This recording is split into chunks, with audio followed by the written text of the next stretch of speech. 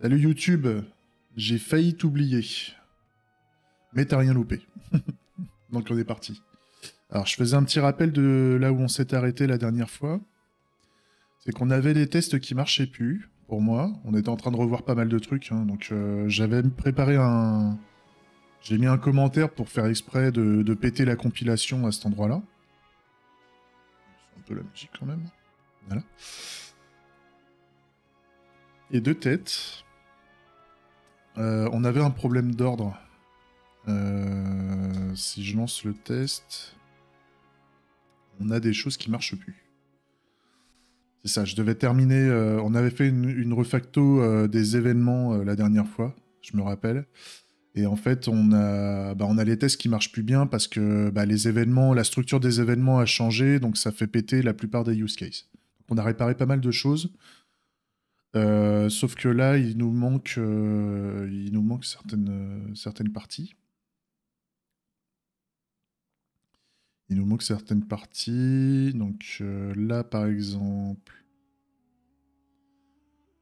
là, ça nous dit que... Ouais, là, on était censé avoir un main menu create. Alors, comment j'ai... Donc, c'est quoi? C'est le... C'est à quel événement? C'est la création du jeu. Donc...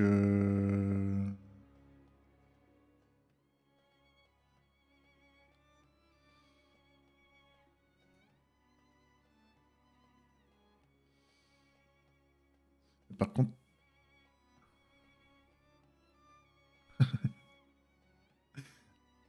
Attends. J'ai l'impression que je suis pas au bon endroit, là.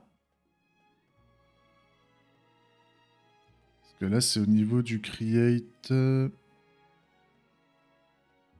Donc, quand l'événement create...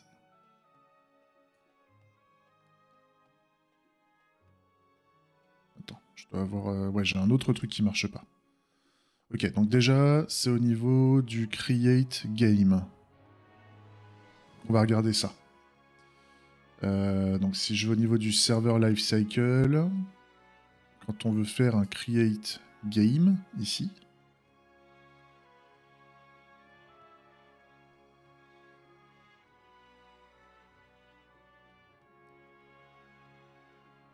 ah non, c'est la création... When the action create occurs en entity reference game.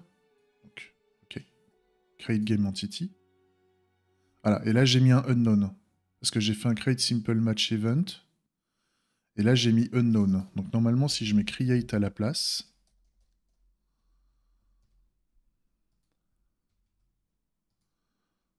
Donc j'avais combien de tests de Pétos là? J'avais 9 tests. Donc si je relance mon test,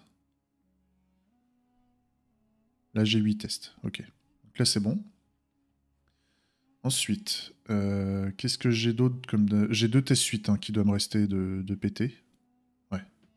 Donc là j'ai la création... La création de la grille. Donc là, ça serait intéressant de regarder les problèmes qu'on a. Donc normalement, on est sur... Attends, je reprends. Parce que maintenant, j'ai rajouté des identifiants sur chaque scénario de création. Donc, on va pouvoir grep dessus. Tac. Donc, le pépin. Il va me dire...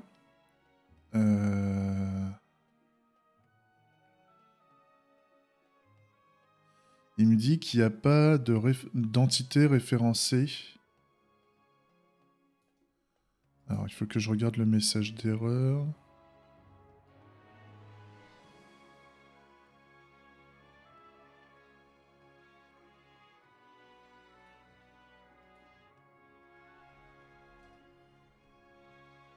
Ça, c'est le type.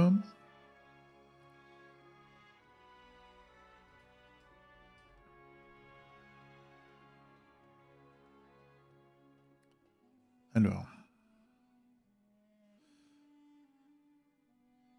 Donc c'est au niveau du server lifecycle system. On fait un entity by type. Ici, on veut choper le... Dans le game event, en fait, on veut choper l'entité match. Et là, il nous dit que dans l'événement, on n'a pas de match dans...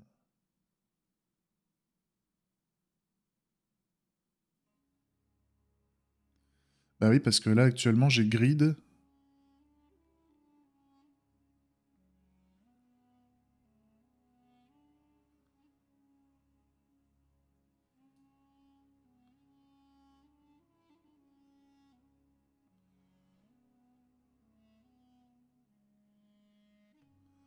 Parce que là, j'ai la grille et j'ai le... Ah oui, là, j'ai mis game. Game avec un match ID, donc là, ça va pas.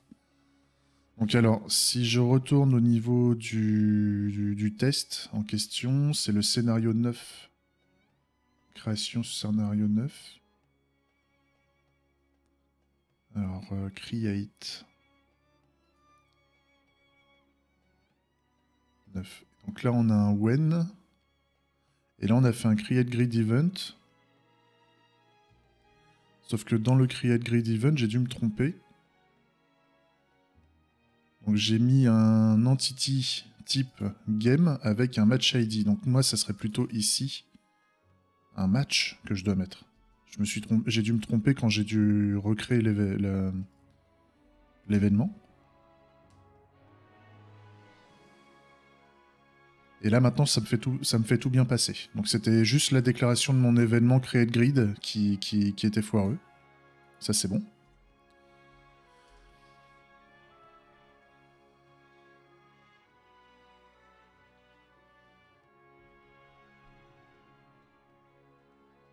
Ensuite, là pareil, là on a un pépin, c'est au niveau du... C'est le scénario Waiting for Players 2, donc c'est le Waiting 2 normalement, ici. Donc le before c'est bien fait, et on en est au when. Donc il y a un waiting for match waiting for players où on met le match ID. Ok. Et donc le message d'erreur, ça nous dit que le waiting area system ne sait pas quoi faire avec le message waiting for player. Ok, donc je vais au niveau du waiting area system. Et là, ouais, on voit ici, en fait, j'avais séparé les deux, je me rappelle. J'avais séparé les deux trucs et j'avais pas rajouté d'événements supplémentaires. C'est-à-dire que là, on a le Simple Match Lobby Event. Et là, on a le On Match Waiting for Player Event. Donc, normalement...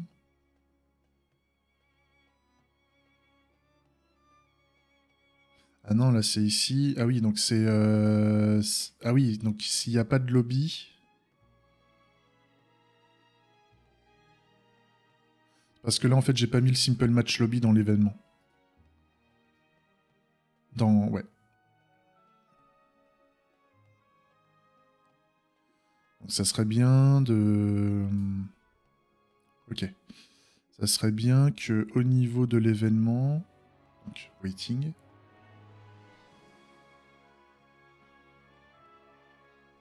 Ça serait bien de rajouter en plus...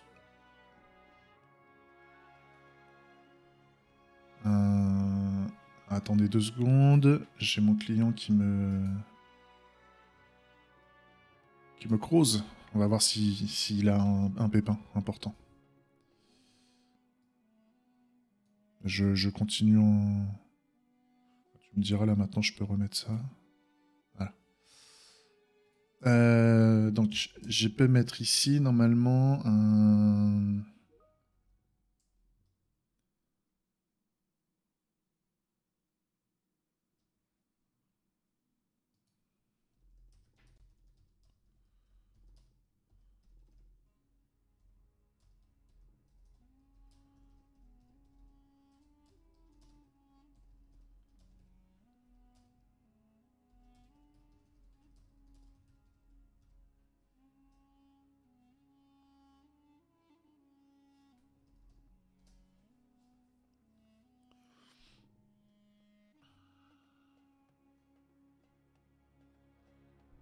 Ok. Ça comme ça, je peux... Voilà.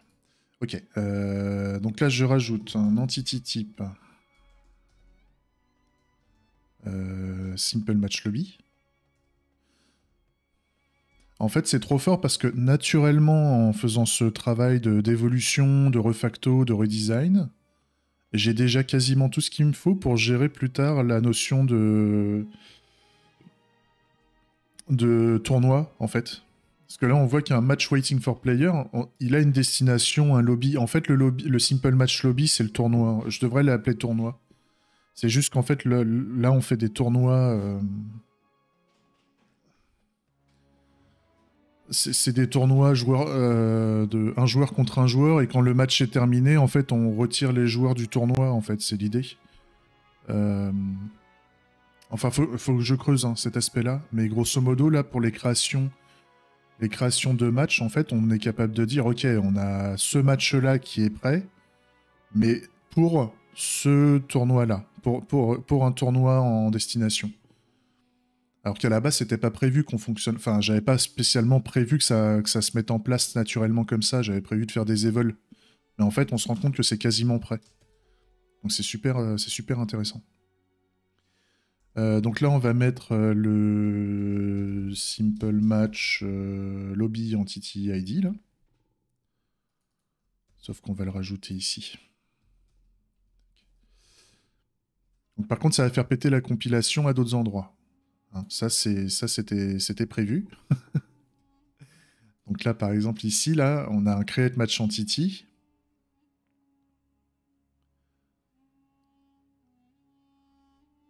Et donc, on a besoin de connaître le... On a besoin de connaître le Simple Match Lobby Entity ID, en fait. Donc, il faudrait... Là, on a un New Match, etc. Donc là, il faudrait que je renvoie ici le...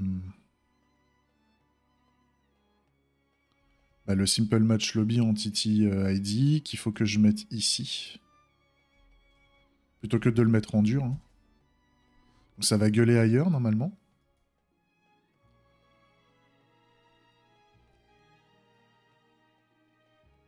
Donc là, ça prend le nouveau identifiant. Et là, il faudrait que je mette ici... game event, point... entity by entity type. Et là, je mettrai entity type... Simple Match Lobby, par exemple. Et donc, ça va faire gueuler des trucs. Hein. Je m'attends à ce que ça fasse gueuler des trucs.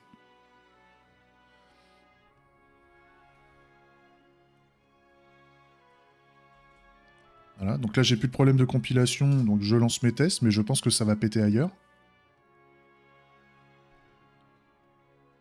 Donc, au niveau du waiting, il y a des choses... Voilà, là il y a des choses qui déconnent.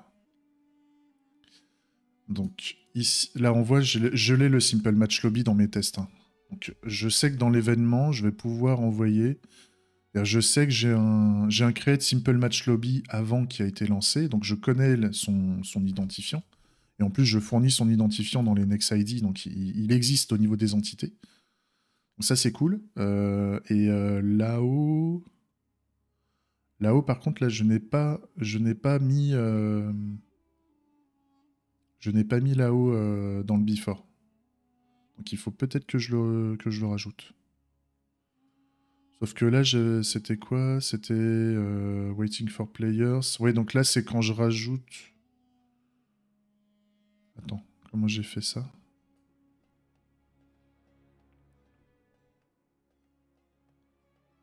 Expected added player, expected still waiting player. Oui, donc ça, c'est quand je rajoute une quantité importante de joueurs, c'est pour prouver que je crée X fois de matchs, on va dire.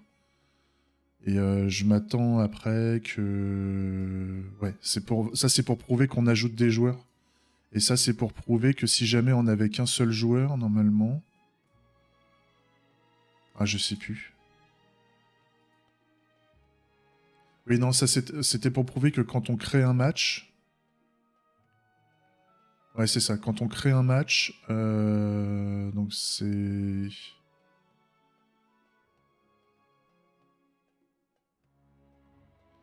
Ouais, ça c'est la phase de création du match et donc on prouve que l'événement, une fois que le match est créé, on renvoie dans le lobby. Ouais, donc faut juste là j'ai juste besoin de fournir le lobby ID en fait.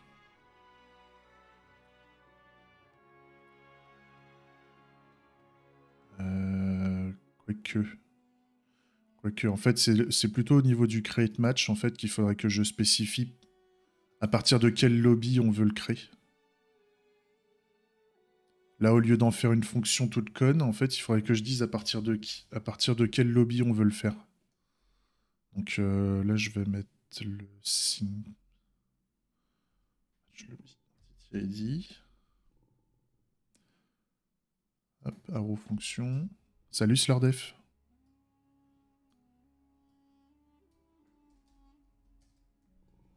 Ça va la pêche? Moi, ça va bien. Ça va bien.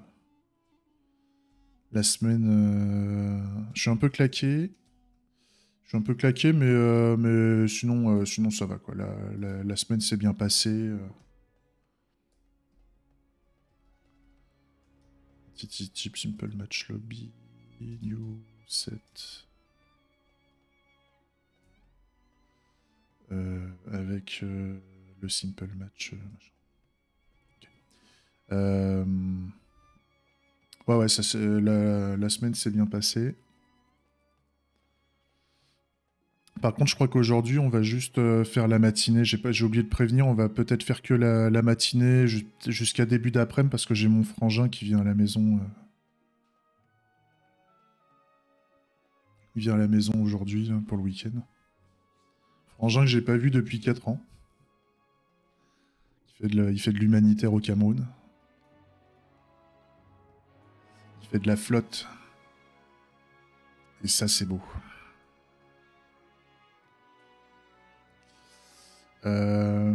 Ok, donc là, par exemple, au niveau du waiting area system, on a un create match for each two players. Donc ça veut dire que là, j'ai besoin de mettre le simple match lobby entity ID. Je vais en avoir besoin, en fait.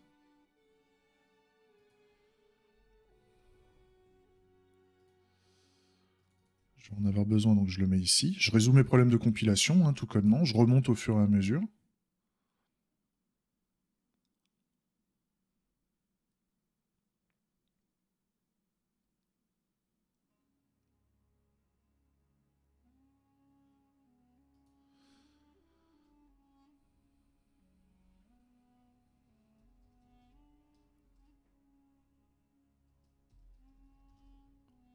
C'est pas ça que je fais. Quel connard. Quel connard. Voilà. Je remonte comme ça. Je me dis que ça va... À force, ça va passer. Donc là, on a un... Ah oui, ça veut dire que là, le player join game...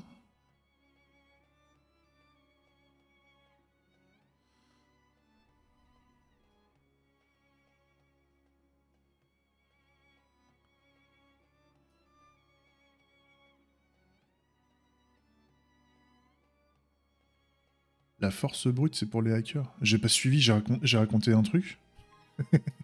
Le mec, il sait même plus de quoi il parle.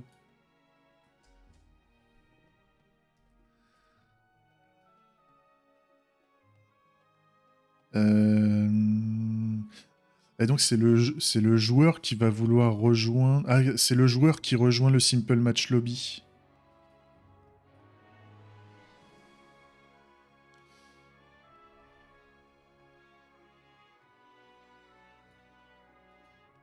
Je sais même plus pourquoi j'ai dit ça.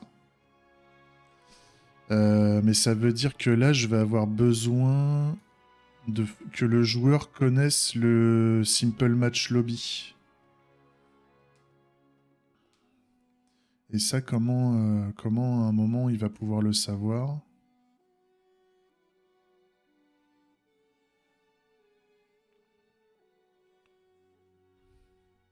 Ou alors j'utilise l'interacteur d'entité. J'utilise l'interacteur d'entité pour choper... ouais.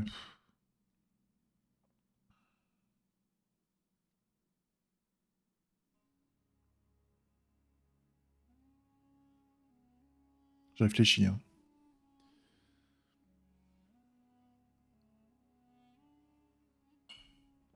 De toute façon, à un moment, il va falloir... On va avoir à un moment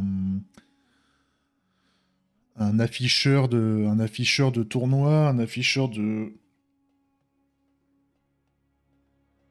On va avoir le menu qui va s'afficher, donc ça veut dire que par endroit, en fait, on va... Au niveau de l'interface graphique, à un moment, on va demander au serveur, on va envoyer un événement de type... bah, donne-moi quand même... donne-moi les tournois possibles, enfin, ou les lobbies disponibles. Enfin, je vais voir comment on va sûrement renommer tout ça. Et donc, normalement, quand on va détecter la collision...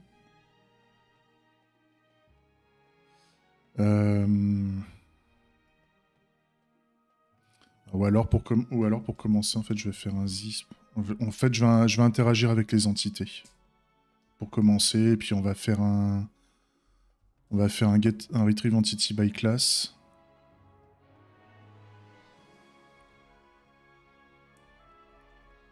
Et là, je vais prendre un simple match lobby comme ça.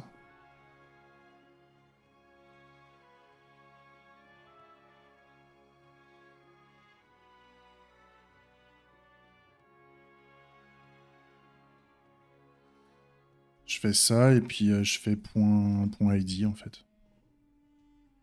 Un peu connement, pour le moment. Mais demain, ça serait bien de mettre en place une query. C'est-à-dire qu'en fait, il y aura quand même un aspect query, en tout cas au début, pour dire bah, quels sont les jeux disponibles en fait au niveau du serveur. Il y aura un truc comme ça, enfin, mais pour le moment, vu qu'on n'en fait qu'un seul, on va aller vite là-dessus. Vu qu'il n'y en a qu'un seul, on peut le choper vu qu'il est unique. Il faut juste s'assurer qu'il soit créé, quoi. On va partir là-dessus pour commencer. Match waiting, ouais, donc là, je vais essayer juste de mettre... je vais juste résoudre mes problèmes de compilation. Si jamais il manque des trucs, bon, on le fera.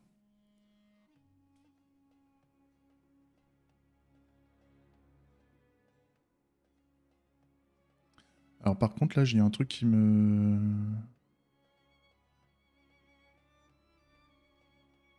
Il y a un truc que je...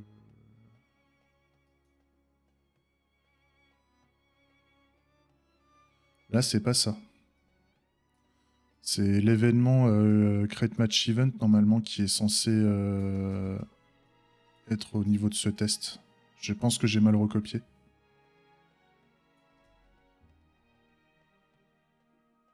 Et là, il faut juste que je mette le match lobby, en fait.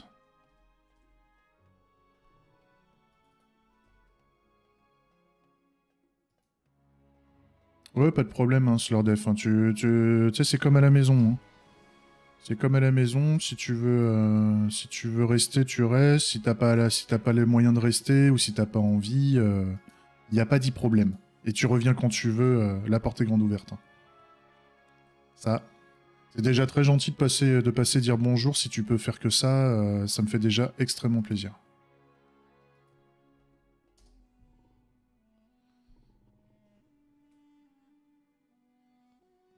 Ouais, bah ça, fais comme tu le sens. Ouais, donc ici, oui. Ici, en fait, j'ai besoin de créer le match. Besoin, forcément. Mais donc, il va planter parce qu'il va lui manquer un simple match lobby. Donc, il faut que faut que je crée le lobby aussi. Donc là, j'ai tout un besoin. Pour créer un jeu, en fait, j'ai besoin de tout un ensemble de choses à faire avant pour que ça puisse fonctionner, en fait. Au niveau des créations d'entités ici. On va... Bah, je vais d'abord résoudre mes problèmes de compilation, mais je sens que là, je vais avoir besoin de pas mal de prérequis pour pouvoir faire des tests au sein d'un jeu, en fait. Dès que je veux faire toute une séquence de jeu.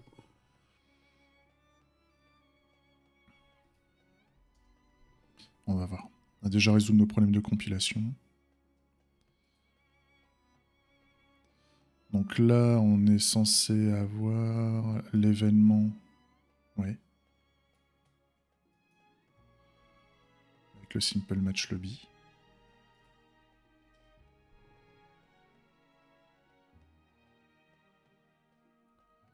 Ouais.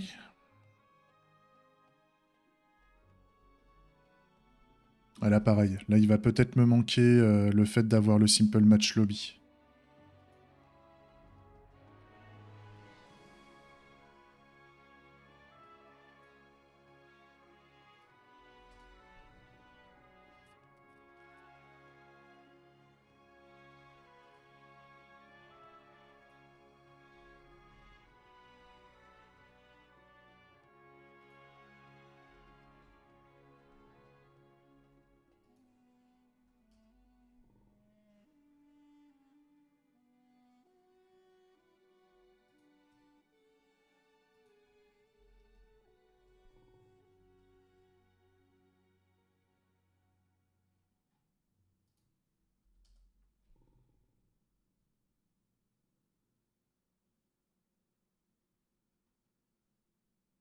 Ah non.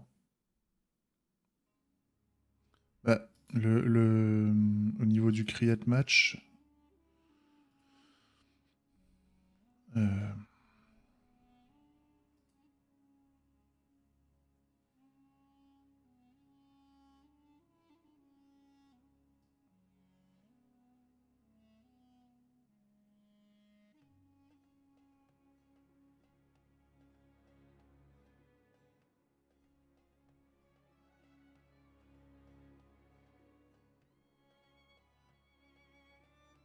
ouais, mais oui, c'est parce qu'en fait, pour le moment, je chope l'entité. Ouais, bah écoute, ça a l'air de continuer à fonctionner comme ça.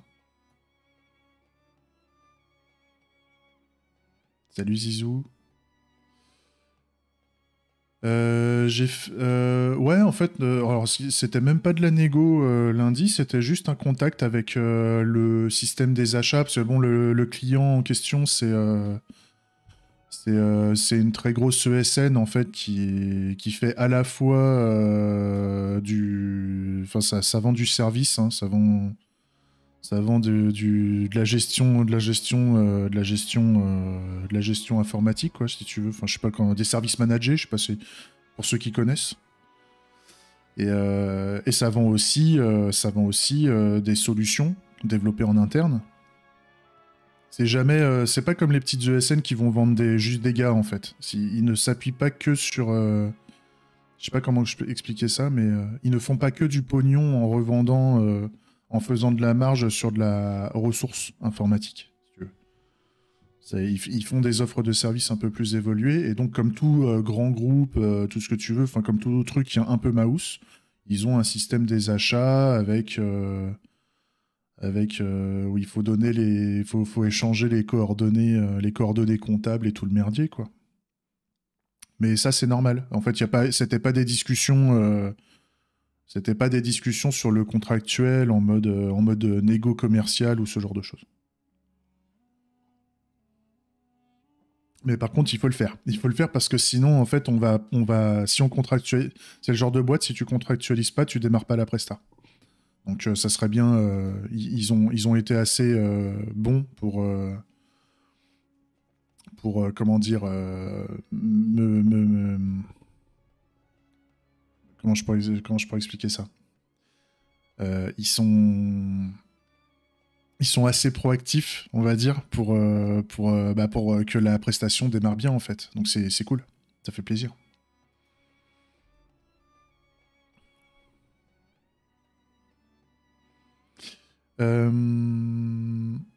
Par contre, je suis étonné que... Parce que j'avais fait un truc où à un moment, j'avais quand même besoin... C'était où je faisais un... Ouais, je démarre en septembre, mais en fait, je serai à 2 jours je serai à 3 jours par semaine avec eux. Un peu comme maintenant, en fait. comme maintenant, avec un tarif revu à la hausse par rapport à ma prestation actuelle, parce que j'ai vendu au tarif que je veux.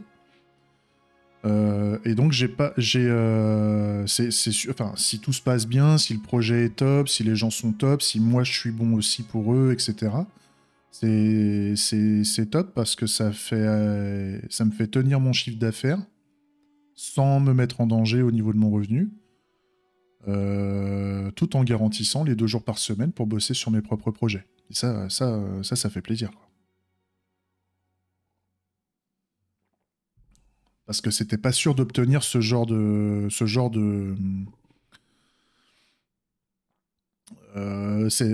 logistique, on va dire, de mission, c'était pas facile à obtenir en fonction des opportunités, quoi. T'as des opportunités où c'est très facile d'obtenir ça, parce que voilà, ils sont ouverts au travail partiel, etc., etc. Mais t'en as d'autres, c'est que du temps plein, avec un tarif de merde, etc. Enfin bon, il y a de tout, quoi, hein. Oui, il y a ça aussi. Mais ça, le problème avec ça, c'est quand tu dis à un client en général que tu bosses, imaginons tu bosses 9 mois pour lui, et après tu arrêtes pendant 3 mois, c'est parfois difficile de continuer à travailler avec eux les années suivantes, en fait, parce que t'as fait une coupure trop importante. Enfin, je dis ça, après il y en a d'autres, ça passe très très bien, quoi. T'as juste un moment quand tu reviens au bout de 3 mois, 3, 4 mois, bah, il faut rattacher les wagons, quoi. Donc, ça dépend du projet, ça dépend de la culture d'entreprise, tout ça, quoi. El Classico. À force, on devient habitué à ce genre de truc, quoi. Après, c'est ta capacité à toi, justement, à être capable de revenir dans le projet, de bien tout rattacher pour être efficace, quoi, pour eux. Enfin, pour eux, pour toi, pour tout le monde, quoi. Alors, il y a un truc qui m'avait fait chier, là. C'était quoi? Ah, c'était le waiting area, là. Au niveau du waiting, en fait, je pars du postulat que le simple match lobby, en fait, ici, il est déjà... il existe déjà. Donc, en fait, au niveau des tests, au niveau du waiting, je dois avoir créé, normalement.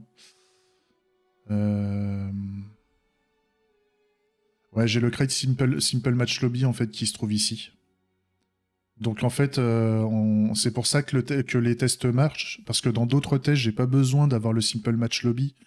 Parce qu'en fait, je ne fais que fournir les ID qui vont bien. Et j'ai pas besoin d'avoir le simple match lobby de créer à ce moment-là. Par contre, pour ce test-là, ici, où je teste le fait d'aspirer, de retirer les joueurs du lobby pour les mettre dans le match, etc., etc., toute cette séquence-là, on a besoin d'avoir le simple match lobby de créer. Pour les autres cas, c'est juste du chaînage pour donner les informations qui vont bien, en fait, dans les séquences de messages. C'est juste pour filer la ref pour le cas où on va arriver ici, en fait. Donc pourquoi pas? Pourquoi pas? Et c'est ça que je trouve fort, parce que le fait de faire ça, en fait, alors oui, ça nous fait des séquences de messages où il faut fournir des ID un peu supplémentaires. Donc c'est chiant, en fait, à gérer sur toute la chaîne. Par contre, ça nous évite de faire de la query à mort. Et donc, c'est hyper efficace, je pense. D'un point de vue... quand on va créer des matchs et tout ça, le truc, ça va pas écrouler le serveur en termes de query, puisqu'en fait, il sait quoi faire. Ça, c'est super intéressant. Cool. Alors, je voulais déjà terminer ça, je voulais revoir mes tests qui marchent. Alors, le problème, c'est qu'on n'est pas à l'abri maintenant d'avoir des tests qui ont été mal rédigés et d'avoir des faux positifs, dans le sens où on a fait une grosse refacto, donc là, si vous voulez, je suis à la fois serein en me disant mes tests suite fonctionnent, mais en même temps, j'ai touché un peu à tout. Donc, j'espère que j'ai pas défoncé du comportement. J'espère ne pas avoir mis du comportement non souhaité et avoir retiré du comportement souhaité. C'est là où je veux en venir. Parce que là, la refacto était un peu vénère. J'aurais peut-être dû faire une espèce de transition entre les deux et être capable d'avoir à la fois l'ancien et l'existant qui cohabitent. Mais je l'ai pas fait. Je l'ai pas fait, j'ai fait un nouveau système d'événements en détruisant tout ce qu'il y avait, quoi. Donc c'est là où je me suis retiré du filet et j'aurais peut-être pas dû. Après, ça fonctionne, hein. De toute façon, on le verra quand on fera les tests end-to-end et que, grosso modo, quand j'aurai développé le bout de partie graphique, le côté client, le côté serveur en termes de communication client-serveur, en fait, c'est là où on va vraiment tester si ça marche, hein. C'est-à-dire que moi, je vais mettre du log un peu partout pour être sûr de bien avoir les événements affichés, avoir les bonnes séquences d'événements. Comme ça, si à un moment je me rends compte qu'il y a un truc qui se fait pas ou qu'il y a un truc qui se fait mal, bah, au moins j'aurai les séquences d'événements et je vais pouvoir voir où est-ce que ça déconne. C'est un peu le problème de l'événementiel, j'ai l'impression, c'est qu'on découple tout pour pouvoir être beaucoup plus granulaire dans nos tests, dans nos validations de comportement. On peut faire des comportements vraiment unitaires au sens vraiment vraiment tester une toute petite portion du comportement du logiciel comme un use case. Mais vu qu'on est fortement découplé, bah en fait, on n'est pas à l'abri en fait d'avoir oublié un maillon de la chaîne. C'est là où je veux en venir. Et je pense qu'on va en avoir. Hein. Je pense qu'on va en avoir, mais l'idée c'est qu'on sache l'identifier rapidement et qu'on puisse le rajouter rapidement, parce que le fait d'avoir ces petits comportements-là, ça nous donne quand même vachement de liberté. Comparé à un système couplé, je parle. Ok. Je vais faire une petite pause là, parce qu'en fait, je suis content, là, j'ai fait ce... j'ai réussi à régler cette portion de test. Donc on va faire une petite pause comme ça au niveau de YouTube, voilà, ça va le faire aussi. Et on va attaquer quelque chose de neuf, c'est-à-dire on va réfléchir... faut que je me suis fait un tout petit café, je vais m'en refaire un. Et on va réfléchir après pour faire la suite des tests, hein, parce qu'on s'était arrêté la dernière fois, si je dis pas de bêtises. On avait rajouté, on en était à la gestion des tours en fait. On avait fait un truc sur le tour par tour ici. Et il fallait qu'on fasse le cas où on avait, on avait fait quelque chose sur le hit. On avait fait un événement, voilà, l'histoire qu'on envoie un événement de victoire, en fait. Et donc, il faut qu'on regarde ce qu'on va faire après la victoire. Grosso modo, il va falloir qu'on détruise le match, etc., etc. Donc, on va regarder ces trucs-là. On va regarder ces trucs-là bah, dans quelques minutes. Allez, on fait une petite pause le temps que je me refasse un petit café. Salut YouTube, des bisous.